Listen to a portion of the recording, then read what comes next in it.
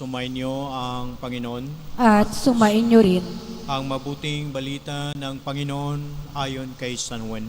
Papuri sa iyo, Panginoon.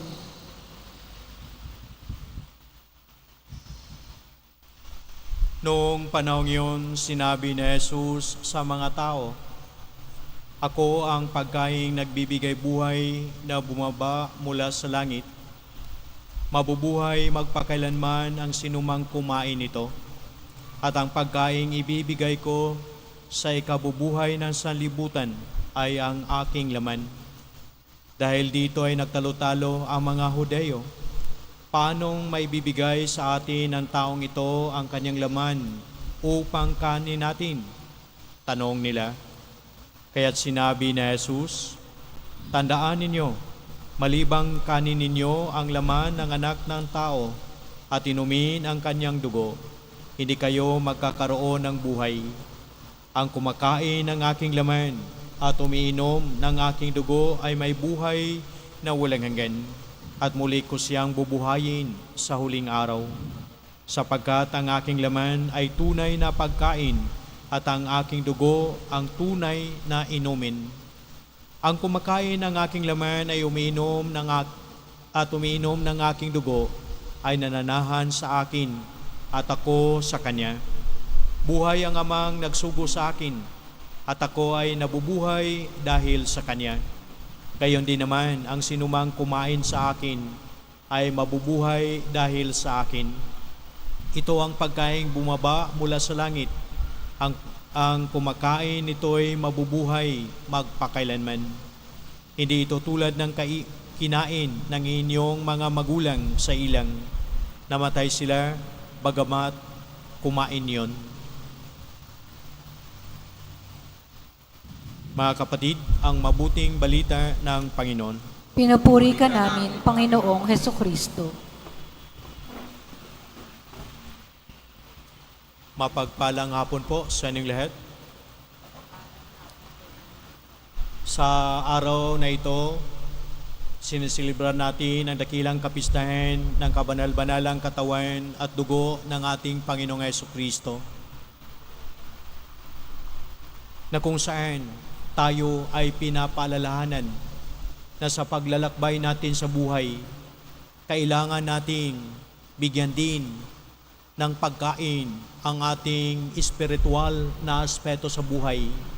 At ito ang pinapaalala sa atin diyan sa unang pagbasa mula sa pagbasa sa aklat ng Deuteronomeo, na ang tao hindi nabubuhay sa pagkain lamang, kung hindi ito po ay nangangailangan din ang pagkaing espiritual, na kung saan sinasabi ng ating Panginoon Kristo diyan sa ating ebanghelyo ngayon mula sa ebanghelyo ni San Juan chapter 6 verse 51 to 58. Ang sabi niya, "Ako ang pagkaing nagbibigay buhay na bumaba mula sa langit.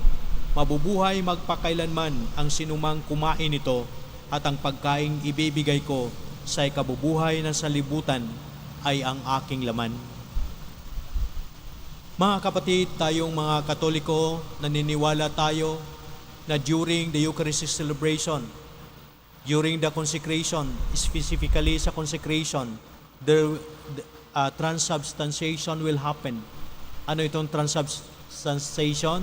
Ito po ang pagbabago ng alak at ostia na maging katawan at dugo ng ating Panginoong Kristo, na dito ipinapakita niya paano lumalakbay ang buhay.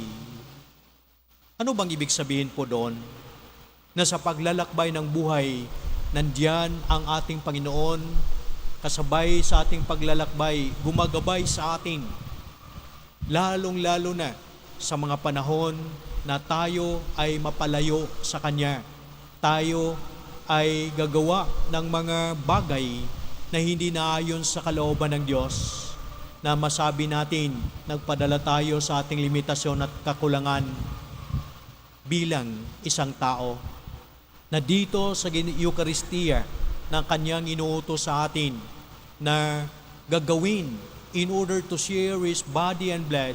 The Lord keeps on reminding us that we that faith and that belief, we will reach on ang buhay na walang hanggan na inilaan ng Diyos sa bawat isa sa atin.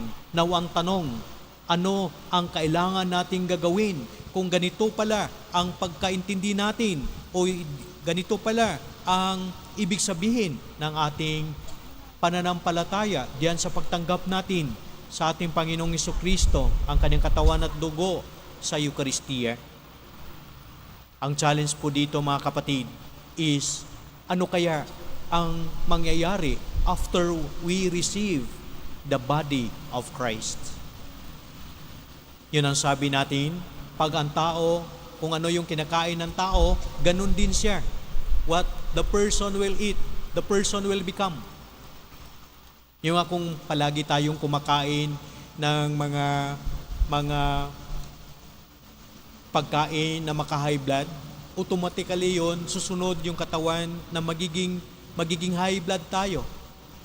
Kung kakain din ng mga nutritious food, the body will also full of energy na nakuha niya doon sa kanyang kinakain.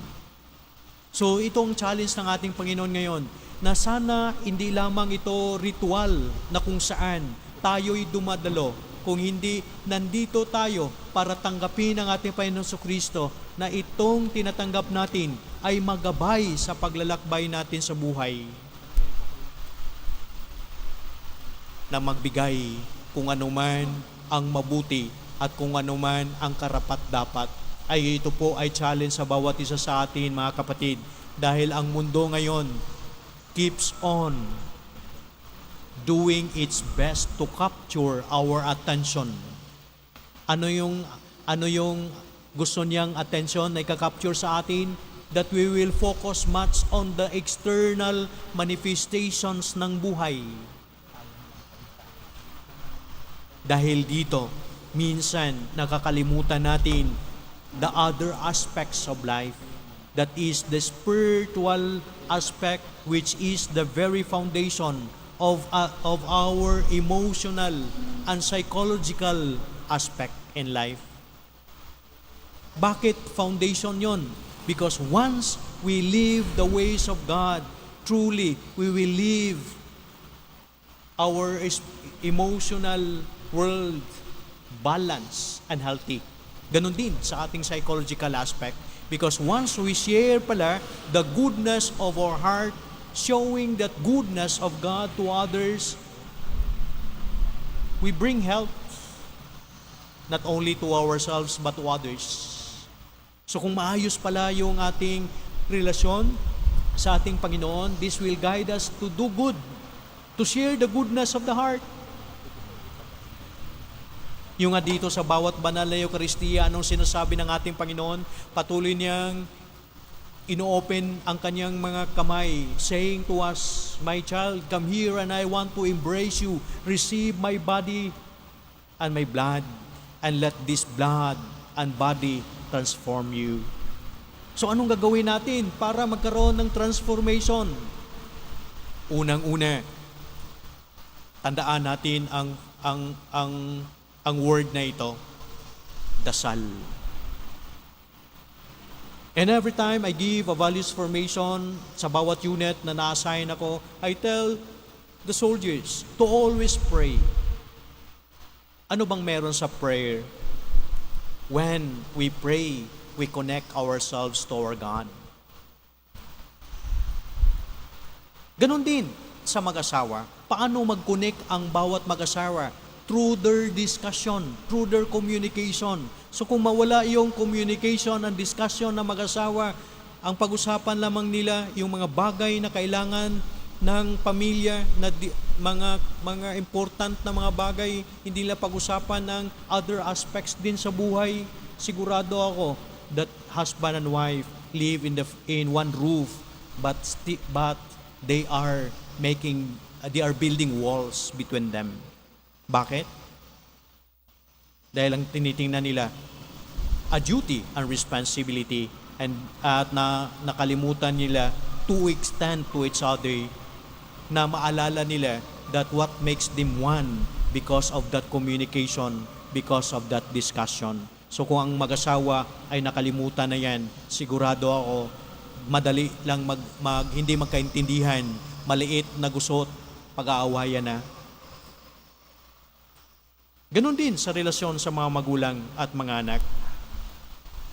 So kung ang connection na yan will always strong, that relationship will always be strong despite and in spite of sa mga experiences sa buhay, makarating ang tao sa kanyang paparuunan. Ganon din sa paglalakbay natin sa ating relasyon sa ating Panginoon, na pag ang Panginoon ay nandyan, gumagabay sa atin, ayaw man natin sa hindi, we will receive the grace of God to transform ourselves into what we receive. We transform that letter U. We transform that letter I to the letter U. Yung nga kung titingnan natin on the word sin, the center letter of the word sin is I. So when we focus on the I, sin starts. Now the Lord, when we pray and connect to Him, we will transform that letter I to the letter U. So diyan sa loob ng family, if we focus on that letter U, that communication, that discussion will always be there. Katulad ng ginawa ng mga boyfriend and girlfriend, kahit buong araw mag-uusap, hindi matatapos yung kanilang pinag-usapan because they open themselves. Pray. Connect to God, to your God. Ano pang titingnan natin? Pangalawa is sakripisyo. Sacrifice. The world is telling us nowadays, huwag ka nang magsakripisyo. Hindi na kailangan. Sundin mo lang sarili mo. Now, in the relationship with God, we need to sacrifice. Because when we transform that letter I to the letter U, we need self-control. And once we have that self-control, we need to sacrifice. So, sa pagsasakripisyo pala, hindi po yan negatibo. Hindi po yan simbolo ng kahinaan ng tao. Kung hindi, at least a symbol of strength. Because when you know to sacrifice, you express your love. At yan ang palaging pinapakita ng ating Panginoon dito sa banal na Eucharistia. So kung ang una ay prayer, ang pangalawa is sacrifice, the third one will bring us to express what we receive. Ano ito? Share the goodness of your heart. Simple lamang, share the goodness of your heart. Sino ba sa atin dito ang sabihin mo na masama kang tao? Taas ka ng kamay. No, baliktarin natin. Kasi negative yon. No, sabihin natin, sino ba sa inyo dito ang sabihin, banal na banal ka sa iyong paglalakbay? Taas ka ng kamay. Wala naman siguro. Bakit? All of us are trying to be good. Walang masama sa atin. Wala ding masyadong banal, but we are trying to be good. Maging banal. So share that goodness of your heart. So kung mainitin ang ulo mo, ayaw mo nang ikaw ay mapakailaman. Now, try to share the goodness of your heart. At sigurado ako mga kapatid, when we pray, we sacrifice and share the goodness of our heart, we will truly express what we receive in every time we go to church. Yun sabi ko kanina, sana hindi lamang ritual ito, kung hindi ito po ay nagbigay ng simbolo na tinatanggap natin ang ating Panginoong Jesucristo na ang Panginoon sa paglalakbay. At ito ang mensahe sa pangalawang pagbasa mula sa sulat ni San Pablo sa mga taga-Filipo. Ang simbahan ay hindi po itong structure na ito, kung hindi ang simbahan ay ang bumubuo ng katawan ni Kristo, ang bawat isa sa atin. So kung ganon, respect that body, respect that life, connect to your God, sacrifice, and then share that goodness. So pagpalain sana tayo mga kapatid sa ating paglalakbay dahil itong pinag-usapan natin, madali lang sabihin, pero minsan mahirap kung wala ang tulong at grasya ng Diyos. So hilingin natin sa banal na Eucharistia na itong tinatanggap natin na kabanal-banalang katawan at dugo ng ating Panginoon Kristo ay magbigay sa atin ng lakas ng loob na magawa natin kung anuman ang kailangan sa ating paglalakbay na marating natin ang buhay na walang hanggan na Kanyang inilaan sa bawat isa sa atin. Pagpalain tayo ng may kapal.